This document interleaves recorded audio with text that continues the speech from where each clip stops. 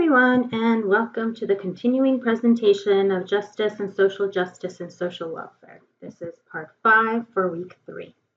As with the other videos, here is the citation for the reading that some of these ideas come from, or the direct quotes versus my own. The current video will focus on Bill Jordan, whose main concerns involve the contradictions that are not resolved in our liberal democratic system that leads to inequality.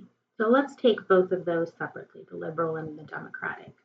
The problems with the liberal part, according to Jordan, involves the contradiction between property versus personal rights, or maybe not contradiction, but the conflict. So according to Jordan, as mentioned in the reading, the accumulation of assets that comes from property rights being prioritized over personal rights leads to the control of resources that others might need.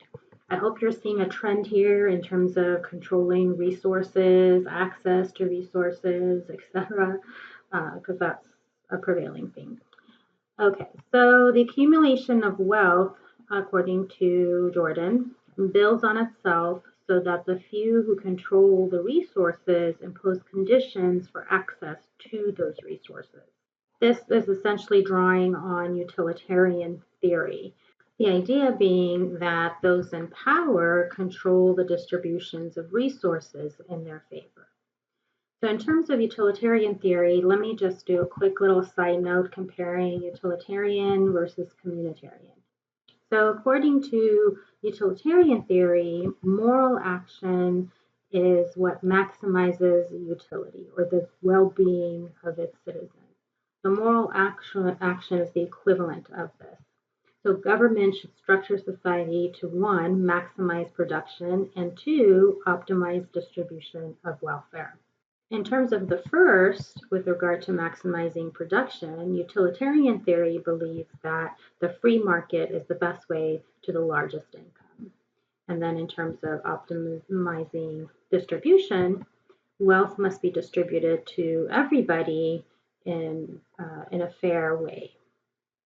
According to communitarian theory, on the other hand, there needs to be a balance between prioritizing individualism and a sense of collective responsibility to create and protect an equal society. So group identity is key in this theory, the idea that the collective shapes the individual.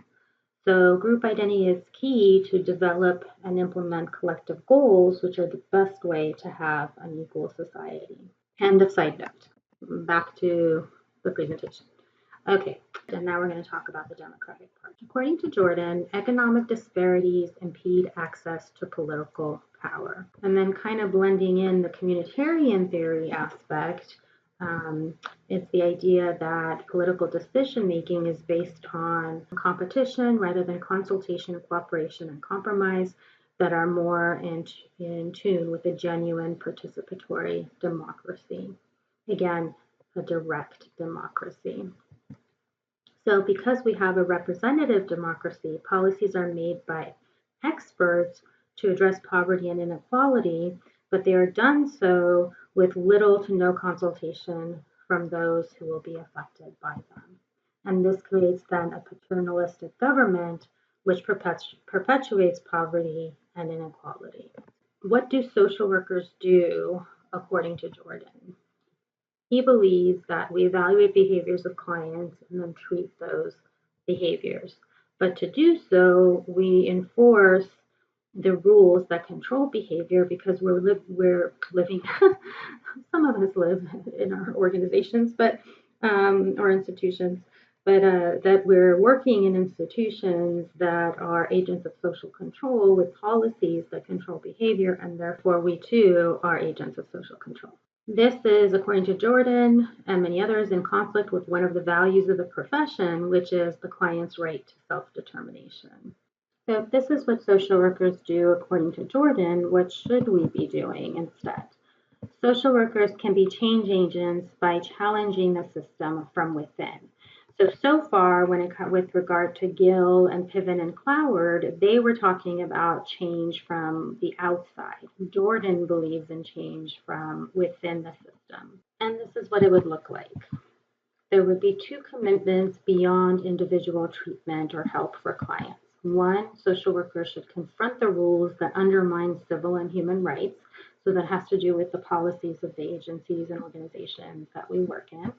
And two, we should establish community centers to provide a voice to those who are affected by policies that may limit civil and human rights. So this actually looks like community action councils or community advisory councils that exist. They're not so much centers, but councils that are comprised of parents, community members, informal and formal leaders in the community, etc., that help provide a voice to the community. This has to go beyond what he calls, and others have called, after hours activism, meaning the majority of the focus of work is on individual treatment. And then if there's time, then that's devoted to macro practice.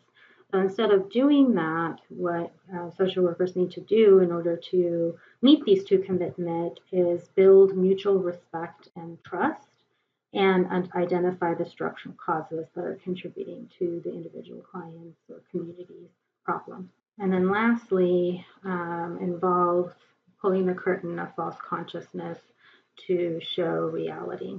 According to according to Jordan, a just society is one where policies are concerned with and promote the interests of the powerless, and that the powerless have a voice in the development and implementation of those policies.